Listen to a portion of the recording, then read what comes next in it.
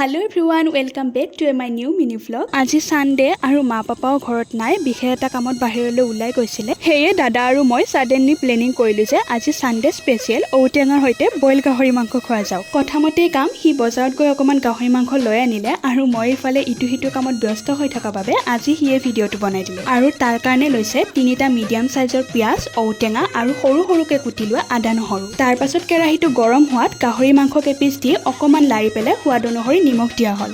আৰু মাংসখিনিৰ পৰা যেতিয়া তেল আৰু পানী বিৰিঙি আহিব তেতিয়া কাটি থোৱা পিয়াজ আৰু সৰু সৰুকে কুটি থোৱা আদা নহৰুখিনিও দিয়া হল। তাৰ পাছত মাংসখিনি অকমান সময়লৈকে লাৰি তাত এবাৰ ঔটেঙাখিনিও এড কৰা হল। আৰু ঔটেঙা আমাৰ শৰীৰৰ বাবে কিমান উপকাৰী সেয়া হয়তো সকলোৱে জানেই ন। তথাপিও যিসকলে ঔটেঙাৰ উপকাৰিতাৰ কথা গম নাপায় তেওঁলোকক অকমান মই ইয়াৰ উপকাৰিতাৰ গুণসমূহ কৈ দিছো বাৰু। ঔটেঙাৰ ইংৰাজী প্ৰতিশব্দটো হৈছে এলিফেণ্ট এপল আৰু অসমীয়াত হাতী এপল বুলি নাভাবিব আকৌ দেই। ই আমাৰ পাচনতন্ত্ৰ নিয়ন্ত্ৰণ কৰাৰ লগতে ৰোগ প্ৰতিৰোধ কৰাৰ ক্ষমতাও শক্তিশালী কৰে আৰু ইয়াত ভৰপূৰ পৰিমাণৰ ভিটামিন চি থকাৰ লগতে ই আমাৰ হাড় আৰু দাঁত সদায় শক্তিশালী কৰি ৰাখে। আৰু মাংসখিনি সম্পূৰ্ণ ভজা হোৱাৰ পিছত এয়া গৰম পানী দি দিলে তাৰ পাছত অকমান ধনিয়া আৰু ভোট জলকীয়া এটা কাটি দিছে। এয়া দেখিছেনে কি ধুনীয়া হৈছে। দেখিবলৈ যিয়ে নহওক কিন্তু খাবলৈ বহুত টেষ্টি হৈছে। এনেদৰে আজি ঔটেঙাৰ সৈতে গাহৰি মাংস খালো আৰু ৰেচিপিটো কেনেকুৱা লাগিছে কমেণ্ট কৰি জনাব।